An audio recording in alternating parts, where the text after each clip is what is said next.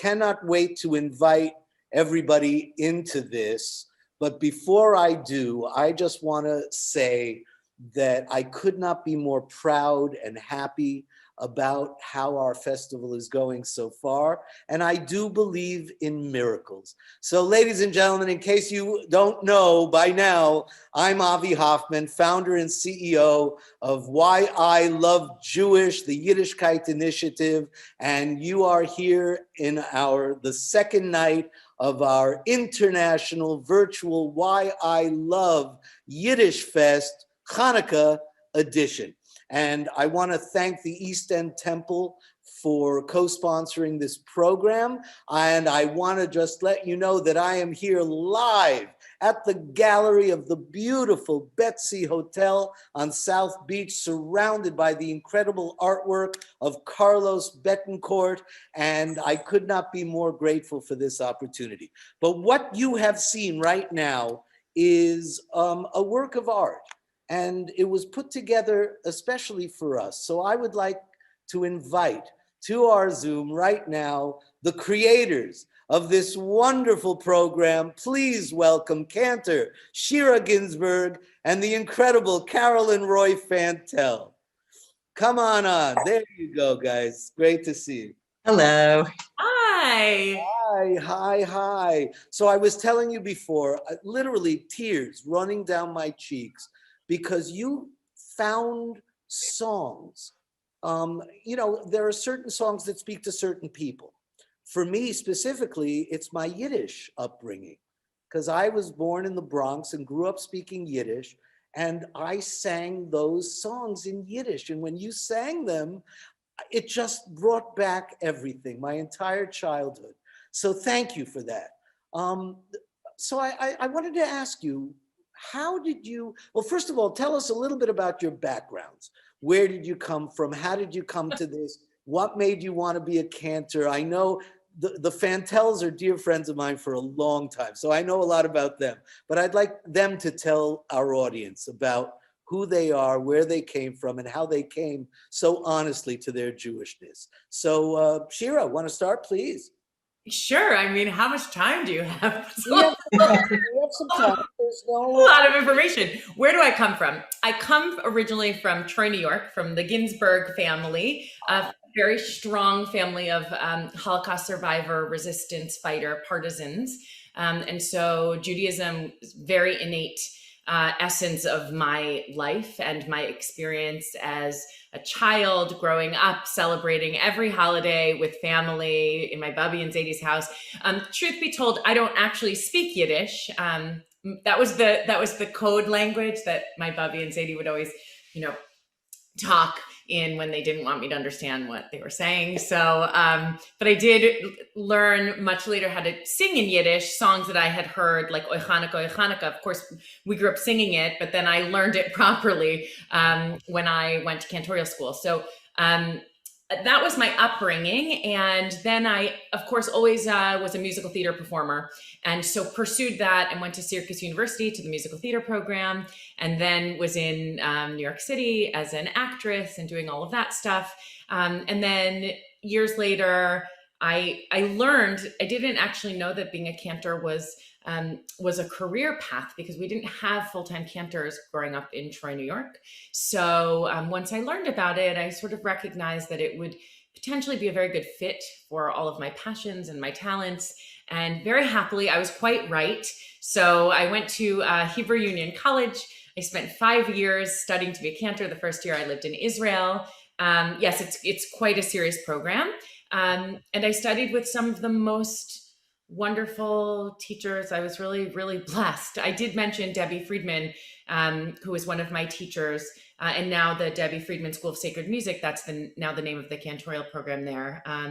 And, of course, Jack Mendelson, Izzy Goldstein, just all of these incredible, chazans, Yiddishists, Joyce Rosenzweig, who really, really taught me so much about singing Yiddish music. And it just has continued from there. So I've been at East End Temple for the last years, for many, many years now. It's my home, East End Temple, and they have been just the best community. So if you've never visited us, you can now visit us virtually. You don't even have to leave your home. So I'm really glad that we were able to join forces with Carol and Roy and Fantel Music and the Yiddishkeit Initiative to bring this program to life. It was so much fun. Cool. So all these amazing people you mentioned, there's a word in Yiddish that says yichus. Yes. Yichus is the relationships. That's like your breeding, you know, this great breeding that you've had. And Carol also has an amazing yichus. Why don't you and Roy tell us a little bit about you guys? Okay, I'll continue the Ginsberg story. Yes, I also was born in Troy, New York, upstate New York, and have transplanted to Florida. I did want to say that my family, my father's family in Troy, New York, actually sponsored Shira's grandparents when they came over from Europe. And they lived with us, with my grandparents for a while they got settled here. So the roots are very deep. But we grew up at different times and went our different ways, but always stayed connected because this family connection is just so strong and so deep. And we're so grateful to the entire Ginsberg mishpacha. And finally, we got a chance to create something together. And Shira just brought so many wonderful ideas to the table for this piece, and we were just so happy to have so many different styles. But yes, my father was Art Ginsberg, also better known as Mr. Food on TV. Ooh, and it's so good. Ooh, it's so good. And he had a very long legacy of Jewish tradition in his family, and passed that on to us. And we're just so grateful to continue the connection. And we thank you, Avi, and we thank East End Temple for allowing us to put this together and bring this and share this with everyone tonight. So thank you. And I was saying to Shira just before we started, you know, these programs that you have been creating for us, this is not the first now. They are so incredibly well done, so incredibly well performed, and so incredibly well put together, edited. They sound great. The harmonies are great.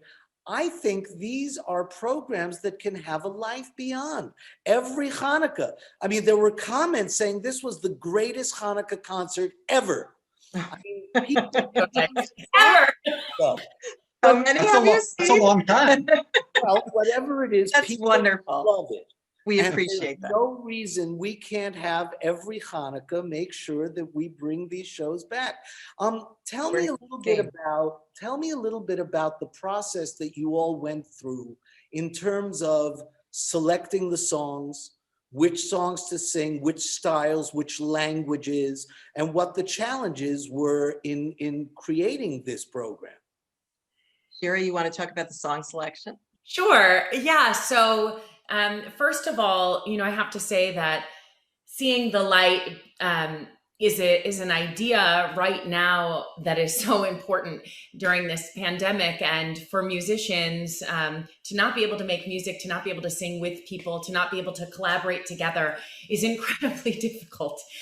It's really challenging, and it's sad. It's sad that we can't make music together. So Carol had mentioned that you know, the Yiddishkeit Initiative was thinking about doing some Hanukkah programming, and so we talked about what would something look like, what would we want to do, and I have really very quickly came up with this idea about light, a program that wasn't just Hanukkah songs, but songs about light and bringing light into the world, because we need it. We need that light, and we need to continue to create that light.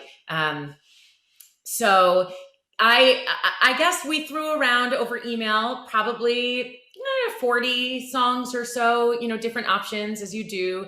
And then we had a very funny rehearsal that was like outside and noisy, and half one person was inside, and there were masks, and we were laughing a lot. There was no drinking of water. There were straws to the side. You know, it was a little bit of comedy. And we just went through the process that you go through when you put together a concert, choosing which songs we thought fit the theme the best and all of that stuff. And then once we had the songs narrowed down, then we went through the process, of course, of then piecing them together and putting them in order. So Carol and Roy, please, you can talk about all the other elements that went into this. Roy can talk about some of the challenges because he did the sound and audio. So, you know, obviously we had to respect the COVID situation and try to distance. Carol and I obviously live together, so we could be closer. We, you know, had to find a place where we could put Shira a little bit further away from us. And other family members of theirs, the Mansours, graciously lent us their backyard with their gorgeous tiki hut, which was a beautiful setting. Thank goodness. Fortunately, we Yeah, had some decorations. They even lent us the decorations. They decorated. Yeah, it was wonderful. So, you know, we were in a fairly tight space back there. So the challenge is also outdoors with wind and microphones, trying to keep that at a minimum so you're just not hearing that through the whole concert. The sun. Yeah, with the bugs. sun, the bugs later in the afternoon. I don't know if you saw a few times I was going, And, you know, just try to get, I had 4 cameras set up to get different angles. There was nobody operating them. We would just start and stop them at the beginning and ending of songs. So we basically played through the concert live. I mean, you know, there was, yeah. So, and we had a good friend of mine, a great audio man, Ray Rivard, came in and set all of his equipment and recorded everything into his computer. And then he sent me all the files, put those together with the video, and did a bunch of editing, and that's what we have, a concert. But you actually had some shots where you were tracking the camera from Carol's hands up to Shira. So those were things that you did separately. No, Put them in. no, the cameras were still. All of that movement is post editing through software. So in my video editing, I'm able to make it appear as though there's movement with the cameras, but the cameras were stationary and there was nobody operating them. And here I thought you had all these cameramen and they were all working the cameras. I mean, it's great. Oh, good. That's what we wanted you to think. that's right. Exactly. Smoke and mirrors. So, but Carol, maybe you could talk a little bit about the musical styles, because there were so many different, you know, the difference between the Hebrew songs and the Yiddish songs and Tom Lehrer, Hanukkah in Santa Monica. I mean, there were so many different styles, and yet you succeeded so beautifully in meshing them together so seamlessly. You know, I mean, that's a job. That's not, it doesn't happen by itself. No, So it doesn't. talk a bit about how you made those decisions, which song came after which song, and how you meshed them together. Well, Shira, Roy and I have all done a lot of performing, and we've done a lot of shows, and it comes from experience, knowing maybe you could have 2 ballads together once in a while, but after that you've got to pick it up. And you know, there's a flow to any performance. You have to know how you want to start it, how you want to end it, how you're knitting things together with you know, which Shira did beautifully with her commentary. And we shot those separately after the sun had gone down, so that we didn't need all the cameras and all the mics. And you know, it was just glorious on the water there with the boat in the background that across the canal with the water glistening. It was just beautiful. Yeah. But so it was trial and error, and even in post-production, Roy and I switched the order of 2 things, just because we said, you know what, this has to go here. This works better. This is a better ending, whatever, you know. So it just comes with doing it. And also, it was really important to us, to all of us, that we have a variety. Because not everybody who was going to watch this is necessarily knowledgeable about holiday, Right. or speaks Yiddish, or speaks Hebrew, or has ever heard some of the traditional songs. So we wanted to throw in something that would, you know, be entertaining for everyone and keep their interest. And we hope we did that. So Well, but that was going to be my next question in a way. Some of the comments were not just about how great the music was, and not just about how great the song selection was, but how great the commentary was and how much they were learning. So, you know, how did you guys decide which stories you were going to tell, which, you know, rabbinic tales, you know, you were going to share with us, and, you know, talk a little bit about that. That was Shira. That's what happens when you go to cantorial school for 5 years. You know, I have a lot of information going on. There's a lot that I could share. And I will say, sort of answering also your last question, in terms of how you piece together a concert, you know, as a cantor, that's what we do this a lot. And we are always drawing from all of these different sources, even in services, right? I wouldn't sing a full service of Chazanut, but my community loves when I sing Chazanut. Because I put it in, you know, particular places, and I know that they wait for those places at the Chatima, at the end of a prayer, and that kind of a thing. And so, you know, that's part of our heritage. That's our tradition. We inherited that, and it's crucial to me to be able to keep those, keep all of that tradition alive. But in order to keep that alive and keep it relevant, you have to combine it with other things all the time. And to that, there is a compliment to Carol and Roy. You know, not every pianist, not every musician, not every drummer, percussionist can play all of these various styles. And so that was part of the fun as well. You know, even in that little finale of all the classics, I was like, well, we're going to do the classics, but we're not going to just play the classics. We're going to funk them up a little bit, because that's what makes it fun. And I saw you watching to Abby at the end, right? You were like surprised with the swing. And I was like, yeah, well, put a swing in it and it'll make it fun and new. And it's still the same old song that everybody knows and everybody at home hopefully sang along, but it brings a lovely twist to it. So that's sort of the job. Well, one of the things I was amazed by as I was listening to the whole thing is I kept thinking, where's the rest of the band? It sounds like there's a whole band playing, and it's Carol and Roy and your boys, and it sounded like a full, you know, ensemble, which is amazing. And how often do you get to enjoy bare naked ladies with Tom Lehrer? I mean, you know, come on. Not often. Once a year when you play this Hanukkah piece. That's right. So next Hanukkah, keep your eyes open. YI is ready. So you know, before we go, guys, you know, we are living in a very strange time, and I am amazed at the silver linings. You know, it is a time of miracles. Hanukkah is a time of miracles. And one of the things that we've discovered here at YI is that because of this horrible disease, we have actually been able to connect with hundreds of thousands of like-minded people all over the world. You know, this whole craziness started when COVID hit and we had to cancel everything. And I ended up doing a little gig in my house with 3 musicians, socially distanced. We called it Klezmer in Quarantine. We did Yiddish tangos, which is actually going to be tonight at 10 o'clock. We do the new version, the updated live version. And 116,000 people watched it.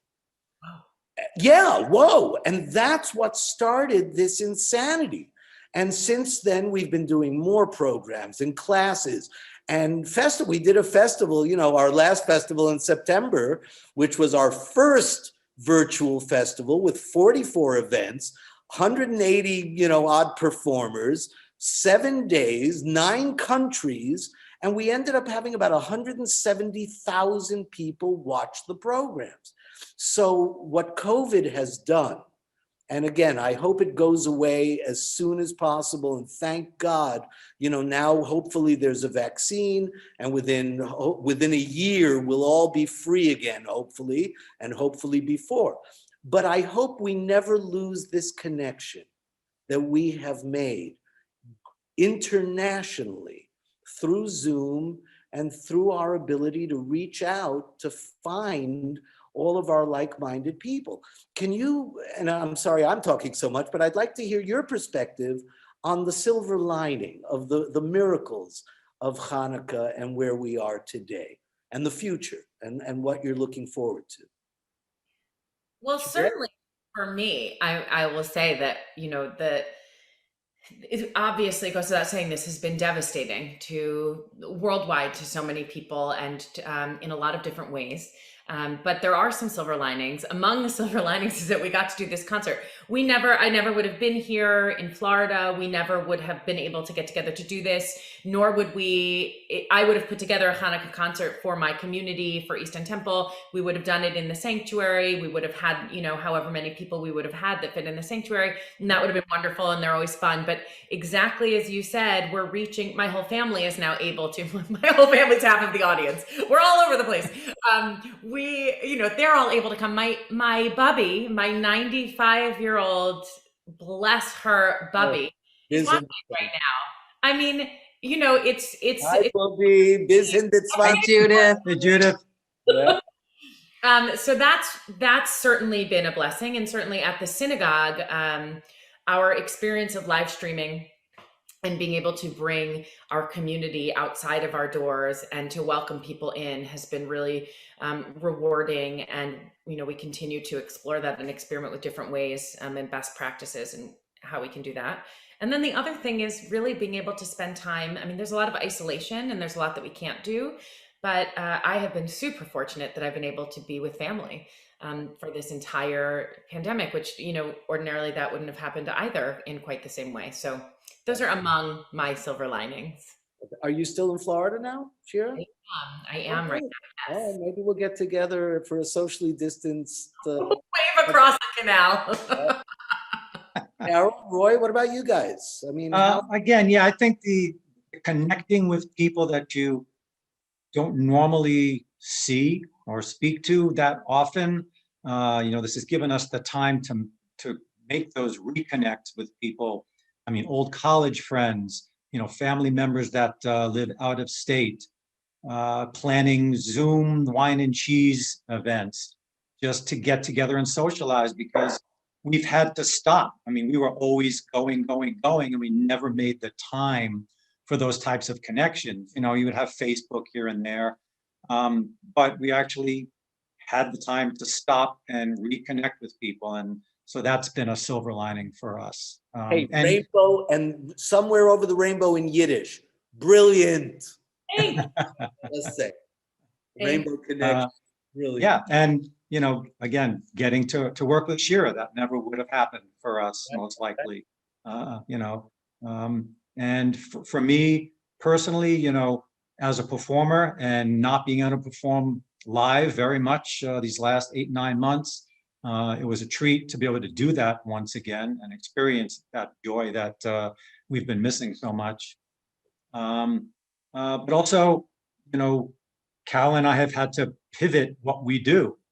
Right. We were performers, and we've kind of, been Now able to be producers. Now we're video producers. So, but at least we're staying in the genre, Right. which has been interesting and fun. That's great. What's up next? What do you guys have coming up, Shira? Well, funny you should ask. I just released this CD last week. Temple Cantor Shira Ginsburg sings the songs of Michael Hunter Oakes, and it is available everywhere that music is streamed, which is really exciting because I've made a number of albums before, but working with Michael Hunter Oakes on all original music was through the Composer in Residence program that we've been doing for the last 2.5 years at East End Temple. So up next is we are celebrating this album. We're promoting the album. So we hope that everybody, anybody who watched tonight and enjoyed this music, goes to iTunes or Google Play or Spotify or whatever and, checks that music out. And we're always looking ahead. I don't know. It's in my mind, it's already Pesach. I'm already on Pesach. I was going to say, we have a couple of festivals coming up, so we'll talk. Let's talk. Good. We'll talk. Yeah. What about you guys? Carol, Roy, what do you got? We've got a bunch of projects with schools all over the place and a few synagogues, including Shira's. And we've got a project with you, Avi, in the spring, and Amy London, a full-length musical, which we're really excited about, Signs of Life. And this week we are editing a reading the very first stage table reading of a one-act musical that I wrote the music for called Fish Head Soup. So we'll have more to say about that after we hear how it all comes together. That's so great. And that'll be a combination of live reading plus pre-recorded songs.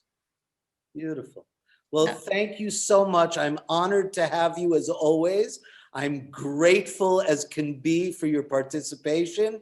You make our work so much better.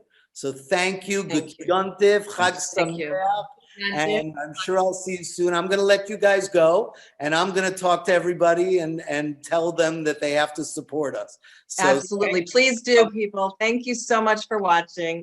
Supporting. Bye. Yeah. Thank you, Shira. Thank you, Carol. Thank you, Roy.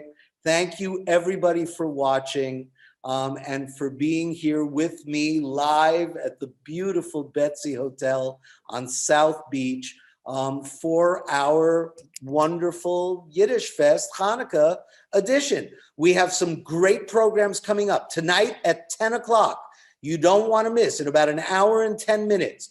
This is what I was talking about. Klezmer in Quarantine, a live, improved, updated version of Yiddish tangos, recorded live at the Beifeld Auditorium at the Boca JCC. We recorded it a week ago or a week and a half ago, and this is a new version, so watch it at 10 o'clock. Tomorrow we have a full day starting at 11 o'clock with Es Gesundheit. Eat in good health, Yiddish cooking classes. Everything is translated, don't worry. And then at 12 noon, bring your kids, bring your grandkids, because Yale Strom, one of the top experts in the world of Jewish music and ethnography and musicology, is presenting his all-new illustrated children's publication, Shloimel Boimel and his Lucky Dreidel. It's a beautiful book, and he's going to be reading selections of it, followed at 2 p.m. with two of my favorite boys from Montreal and Los Angeles, the Yid Life Crisis. These are young millennials who are world-renowned. Millions of people have watched their shows with Mayim Bialik and Howie Mandel, and they have participated in our festivals, and they've created a special program just for our Hanukkah Fest. So tomorrow at 2 o'clock, don't miss it. And then finally tomorrow at 4, we're gonna close out our weekend performances with a Schmoozing with Avi, a new episode.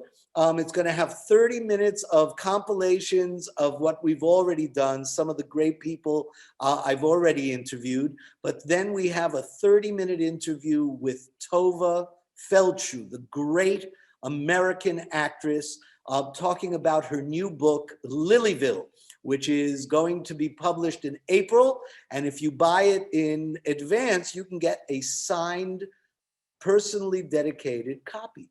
So we're trying to bring you the best. On Monday, December 14th at 7:30 p.m., you can register to watch a Hanukkah in Jazz Time concert, which is a fundraiser for the organization. It's $18 a ticket. And when you sign up, you say that YI Love Jewish is your affiliated organization, and we get a percentage of the sales. So please, if you can, go watch that concert. Go to our websites, yiddishfest.org or yilovejewish.org. And you know already that our programs are free. That particular concert is $18. And so we're trying to see if there's a way to raise money utilizing that format. But I love when our programs are free, but they're not free to the artists because we pay them. So in order to pay them, we have to raise money. So it's the end of the year. You may have tax needs. You may need a tax deduction. From what I understand, the laws are changing to make it very, very advantageous to donate to charity. So please talk to your accountant, but any amount is welcome. So please go to our websites, Donate whatever you feel comfortable with. Literally, there is no amount too small and there's no amount too large. But anything larger than, you know, maybe $1,000, you can call me directly. Contact me directly. I'd love to talk to you. So please donate. Now, if you can't donate, and I understand these are tough times, you could, of course, go to our website and buy our merchandise. Look at this beautiful tote bag. It has an olive for Avi. That's an olive. Whatever your letter of your name is, you can buy a tote bag. And on the back, it says, YI Love Jewish. So please go to our website.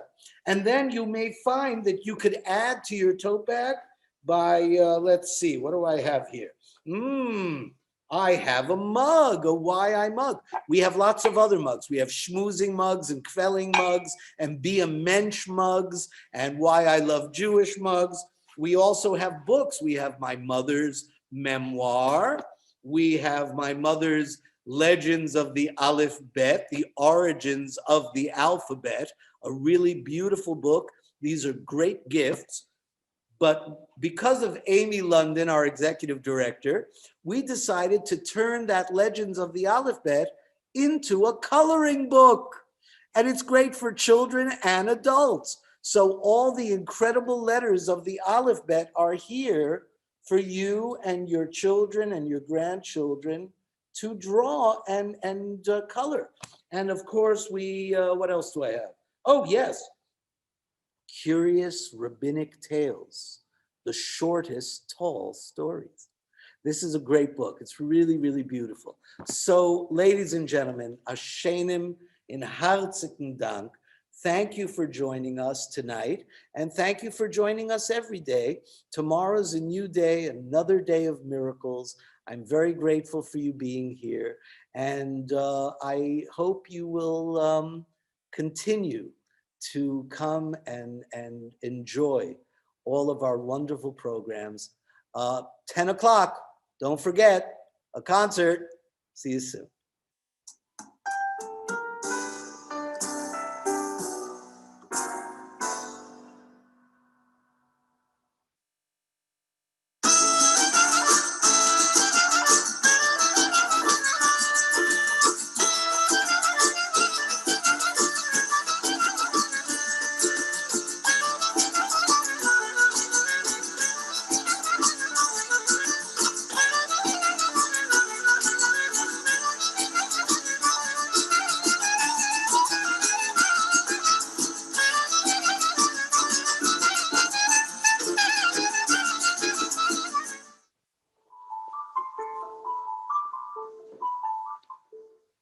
My name is Rabbi Solomon Schiff. I was the Executive Vice President of the Rabbinic Association of Greater Miami for 42 years and Director of Chaplaincy for the Greater Miami Jewish Federation for 40 years. My parents came from Europe, they spoke Yiddish. And all my studies going through becoming a rabbi, all the studies were all in Yiddish. So that's an important part, and we can't dismiss that culture. If we forget that and we let it be erased, then we will lose a part of our heritage. That's what we have to capture. That's what we have to teach and impress our young people. And if they want to be loyal to the Jewish people, the Jewish history, the golden chain of Jewish tradition to continue, they have to absorb the understanding of what Jewishness is, what Yiddishkeit is,